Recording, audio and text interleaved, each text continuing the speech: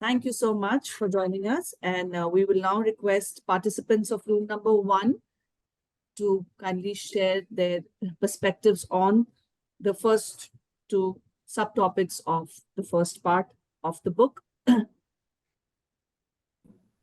Vishwa Madhvi has asked me to go ahead. So basically, the first two chapters contextualizes the need to proper organized conflict resolution conversation, and it says that when you get ticked and when you basically, when somebody is pushing your buttons and you lose control and you tend to use words or which could sound accusatory to the other person, it spoils the relationship and obviously the conversation.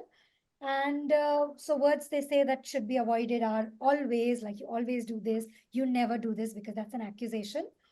And that really doesn't work. So they say, so now the next part we're going to hear the ideal way, the right way to do it.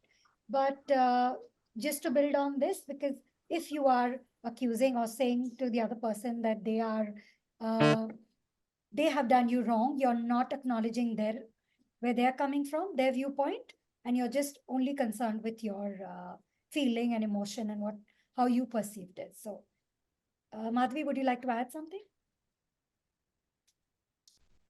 No, I think you have said everything. That is don't have to focus on always and never. And we have to just focus on I. All right. Thank you so much, Madhvi and Zoha. I would now request team 2, room number 2, Meera and Shamila, to please add your perspectives So, to your understanding. Meera has dropped out and So she's it's you. enjoying Krishna's concert in Music Academy, which is just a kilometer away from my house. So, Okay. so the second part of the book speaks of using I phrases.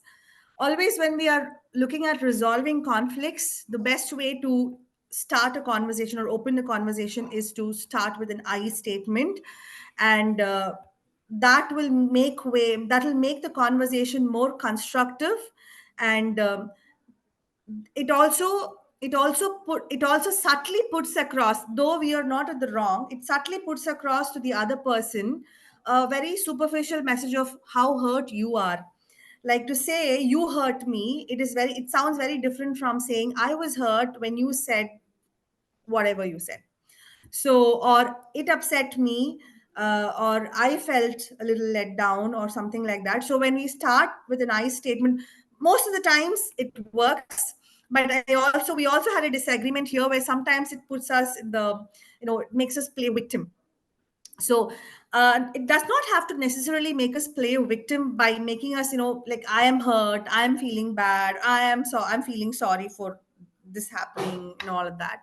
But it's always good to also say that I look at resolving this issue that's between us. I feel that it has been going on for a very long time, and it is not putting me in a good place. It's not holding me in good stead when it comes to the unwanted conflicts that we have.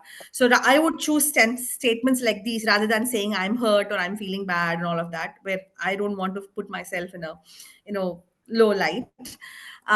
So they have given us some sample I phrases, or I get frustrated every time you talk so loudly, or I was surprised when you just jumped before I finished my statement, and all of that. And it is always good to start a conversation. It also makes us listen to the other person's perspective, because it does not scare the other person. We don't go hurt them, we don't go poking at them, or we don't just throw it at them saying you are responsible, you are wrong.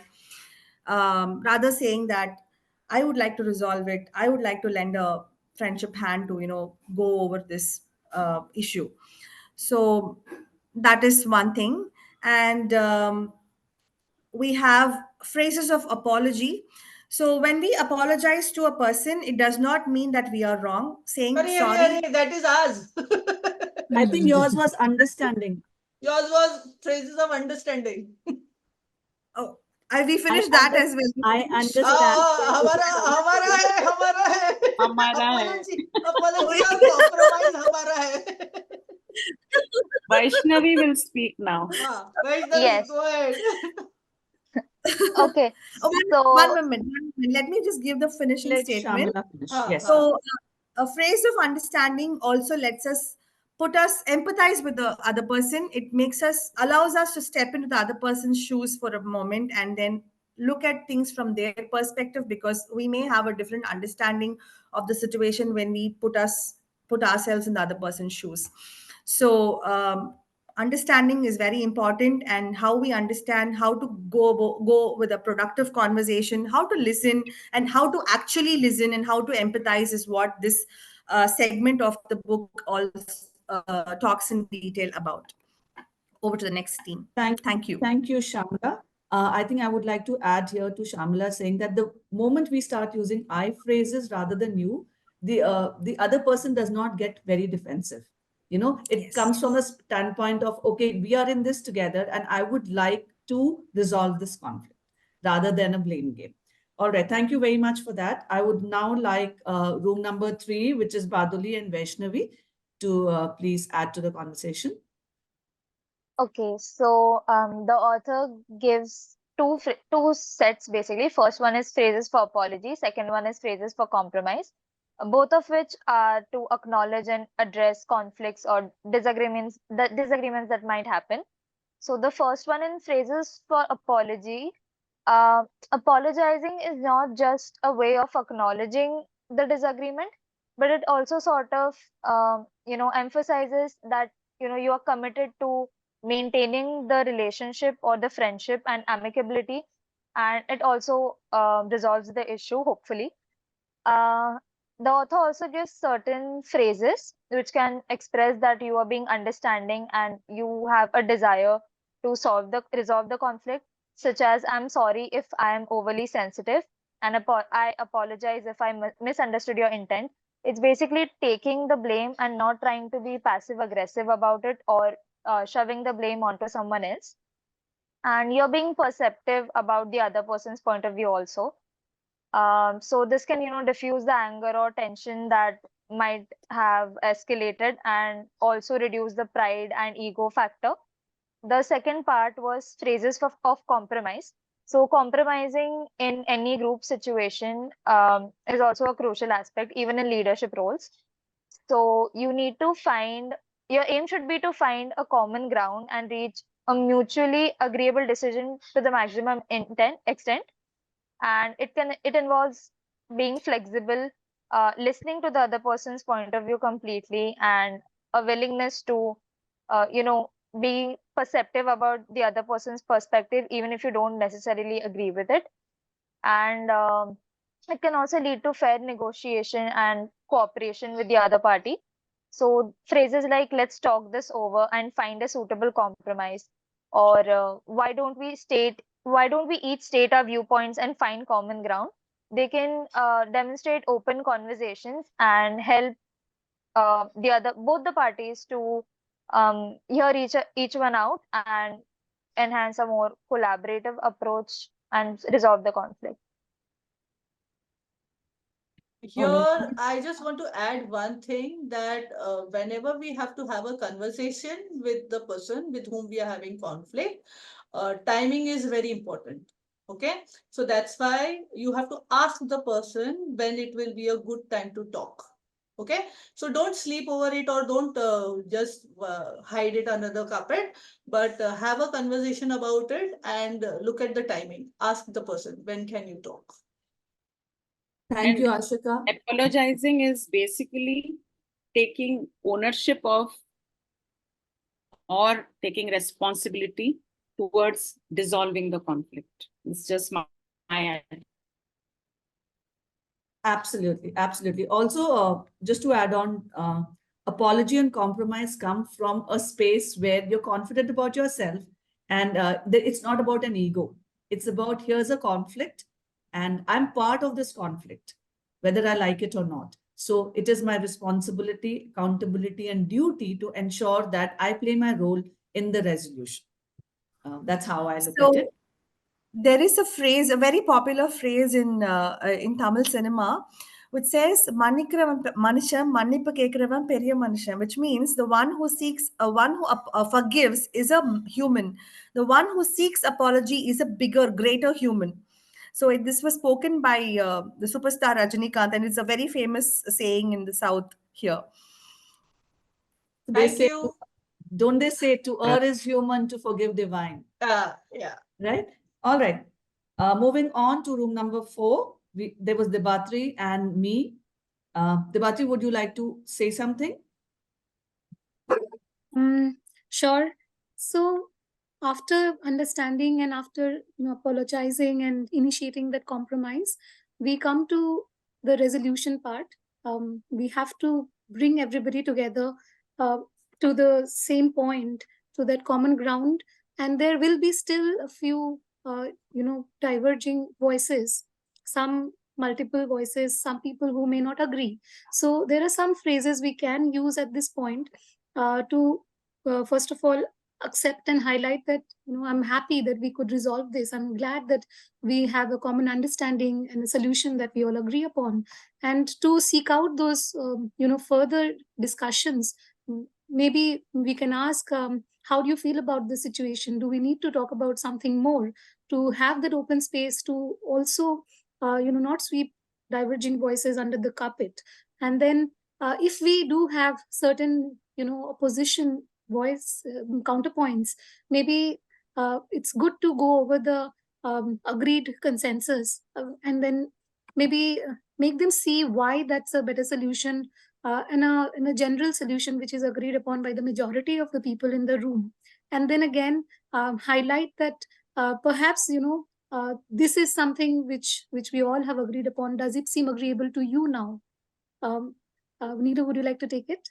Yes, yes, definitely. Thank you. Thank you so much for that. All right, like Debarati just mentioned, resolution is about listening to all parties. It is not about one person talking. It is about keeping in mind everyone's perspective and to gain consensus when it comes to a solution. And when everyone agrees to a solution, you cement it. If not, then you ask further questions on, what do you think should be our next steps? Do you agree with this? If you do not agree, what else can you do? So everybody becomes like a party in forming the solution, right? So that's the resolution. Once the resolution has been arrived at, then you move on to the reconciliation. So we've all agreed we had a conflict. We started with I phrases. We've had apologies, compromises, understanding, all of that. We've agreed upon a solution.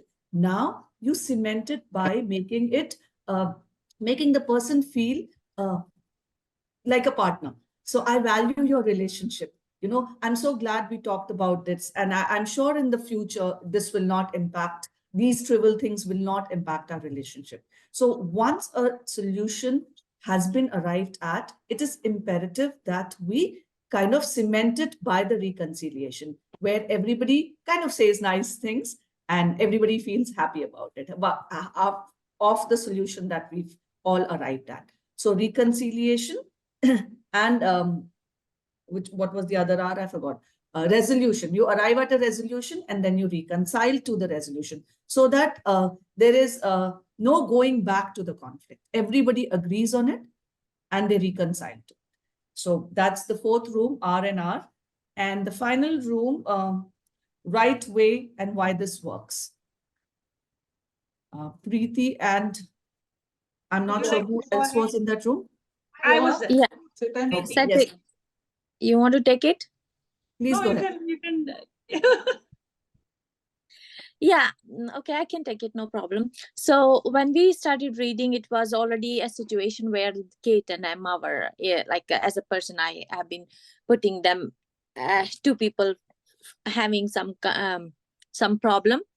And in this situation, it's like, it's always good to start with I rather than going defensive and just accusing the person that you did this and you did that. Rather it's better to have to start with I felt this way, or I think this has happened, rather than just pointing at the other person and making them even more upset without knowing the situation, what situation or what reason they have done what they have done.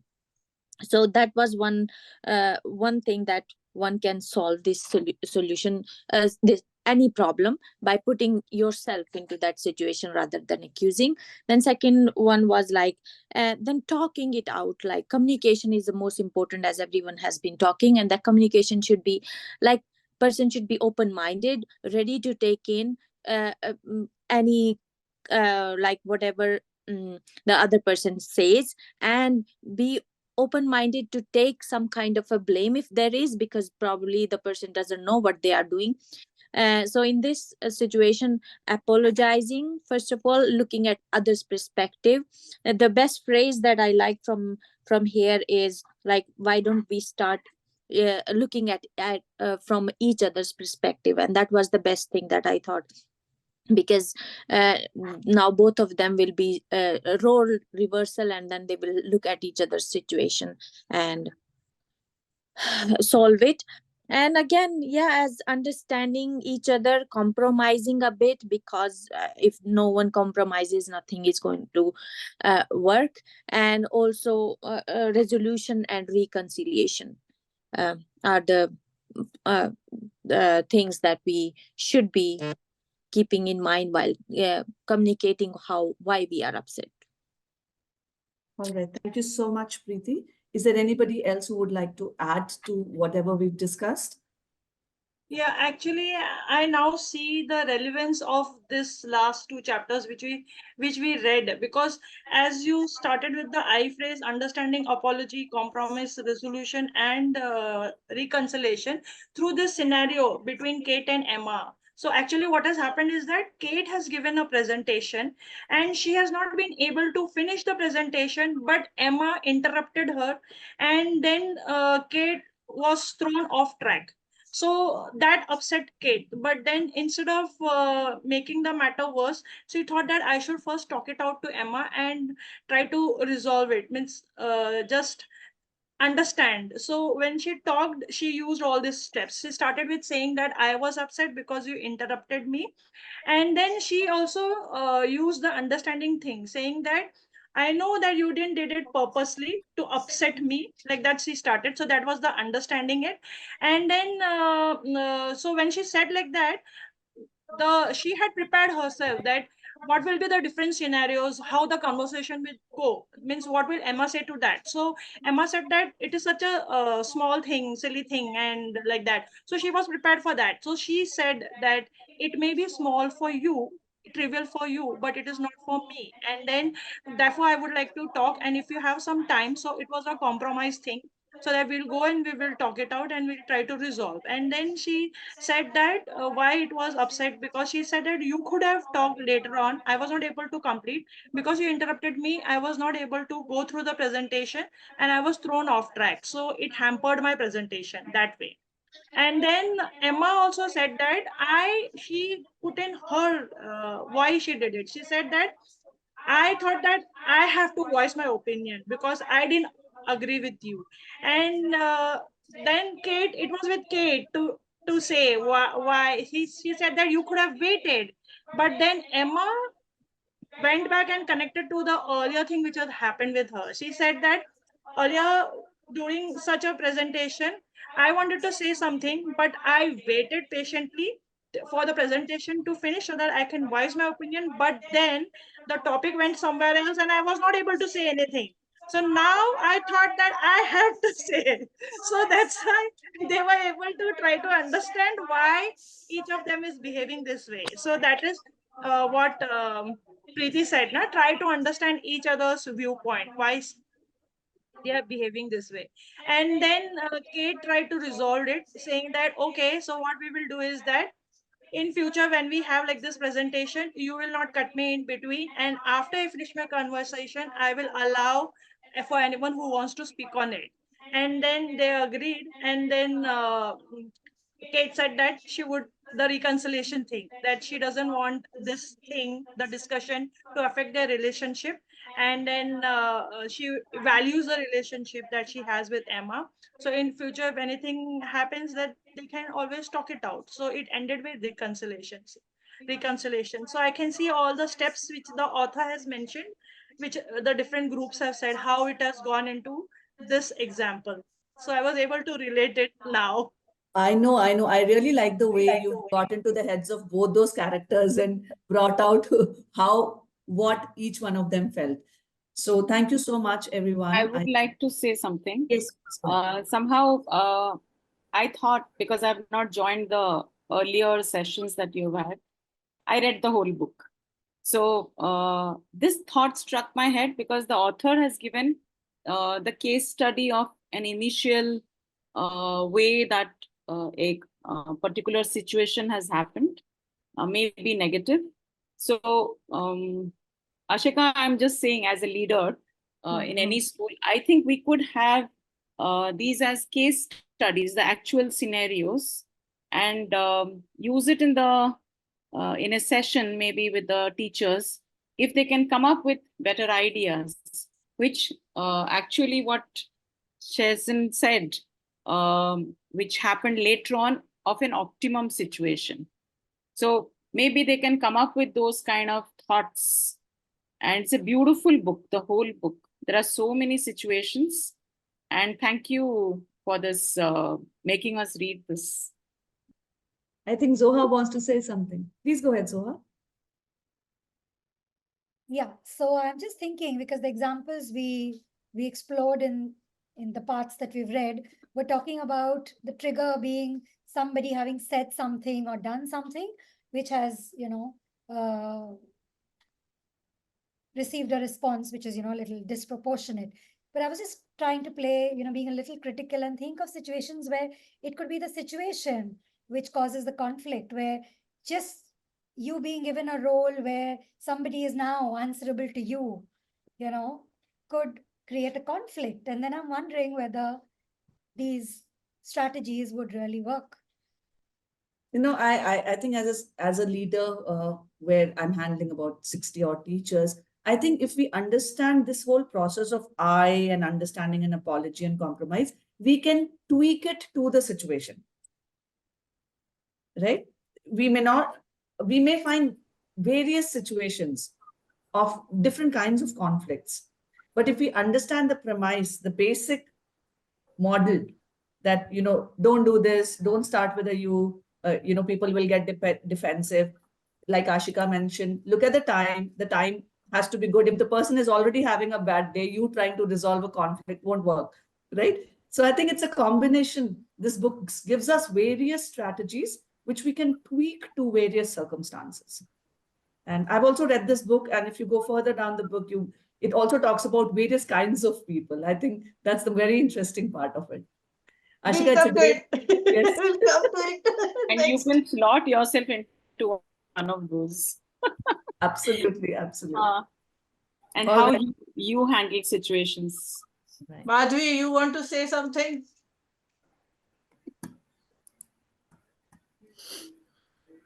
I'm putting you on the spot.